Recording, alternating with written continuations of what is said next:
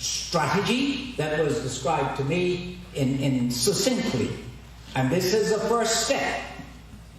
Let us now look at least a 2-minute wrap-up or some things, Brother Chris and Pam, you want to touch on as we move to conclude the meeting tonight.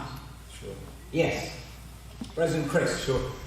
Well, certainly, I don't want to get ahead of ourselves, but certainly I think that a summit, and it's not just a summit on one issue, meaning a summit on the cost of living in Bermuda, a summit, and take the points that were made tonight, a summit could include gang violence, a summit could include income and inequality, a summit could include racial inequality. If there are any things you would like to see in a summit, certainly when we do a wrap-up after talking to the other 3 town hall meetings, the recommendations we put forward to the government would include all of those sort of things. And natural enough, an invite should go out to various sections of the community. Would you like to sit on the various committees or sit in the summit to participate on behalf of whether it's a youth group, whether it's a church group, whether it's a club group, whoever it is, you identify who you want to represent you. And ultimately, I heard what Nana Peggy said, but remember now, when we talk about coming together, we're not talking about 100%, right? Because we know we're not going to 100% participate in anything. But we've got to get a fair majority of people that's willing to come together to get this done.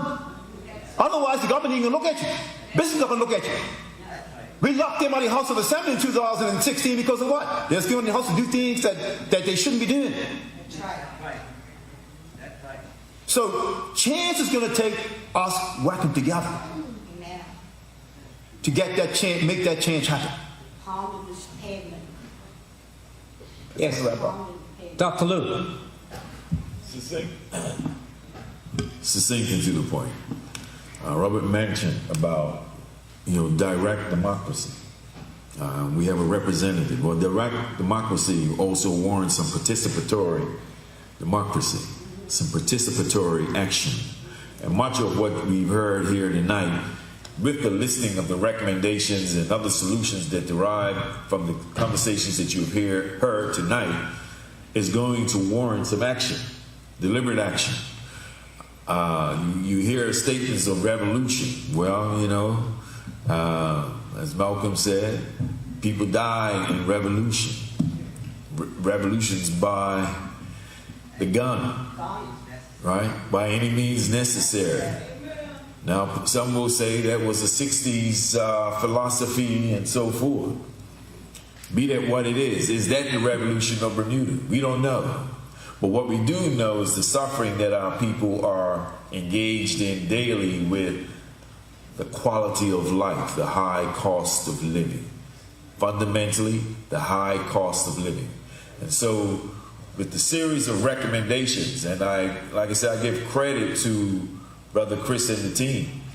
This is well laid out, well researched, well documented data on our daily life. What's our actions? That's always the key thing here. What are the actions we're going to add to these recommendations? I don't believe it's going to be done by 7,000 people. I do believe that real movement is initiated by the few. So maybe starting with this few, we put some of these things into action. And meeting by meeting, we build upon it. But right now, it requires that we are deliberate, we are determined, but we have to be very persistent about what we say we want done. What is it we want done, and do it? That is what we have to do. We have to do it. Robert? Yeah, I'd just like to, reiterate that and thank Chris and the union for organizing this. I think one of the things Bermudians should know is that we can turn this country around, because obviously this is terrible circumstances at the moment. But we can. We are one of the wealthiest countries in the world, and that's one of the things that's so perplexing. Is how can we be so rich, so much money being made in this country, and yet so poor?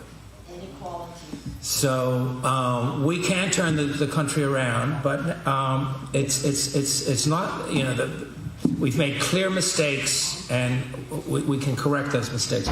But you know, one of the things that we do have to be prepared for is it's not going to be easy, because we as a people need to come together, just as Chris is organizing here, and this is a mammoth venture. But this is what we need. This is what we have to do.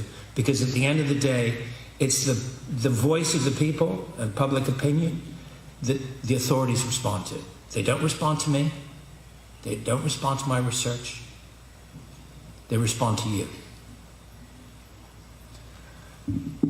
And I certainly want to say thank you for coming out tonight. Those of you who are in Centennial Hall, those of you who are listening online, either by Facebook or Zoom, certainly we appreciate you coming out and listening to and us having this initial dialogue. As the moderator said, this is meeting number 1. Looking forward to having meeting number 2, number 3, and then on the 25th, the final meeting will be right here at Centennial Hall. And the reason why we moved it around, if we have 4 meetings at Centennial Hall, people either in Somerset, in the West, or people in the West will feel like, okay, what are we, chopped liver? And people in the East will feel the same way. So we try to find that balance. That's why we have 1 meeting here, and we'll have meetings at each ends, and then come back and have a further meeting to try to find that balance. So that's the reason why we came up with those 4 different venues. So Mr. Moderator, back to you. So with that, another reminder, Thursday night, Clearwater Middle School at the East End, 6 p.m. to 8 p.m. It will be carried online. Look out for it. And we bid you a good and safe journey home. Take care. Thank you. Stop at Nana Page back there and purchase some of those Union books. A lot of the history and the detail, but what we're talking about is in it.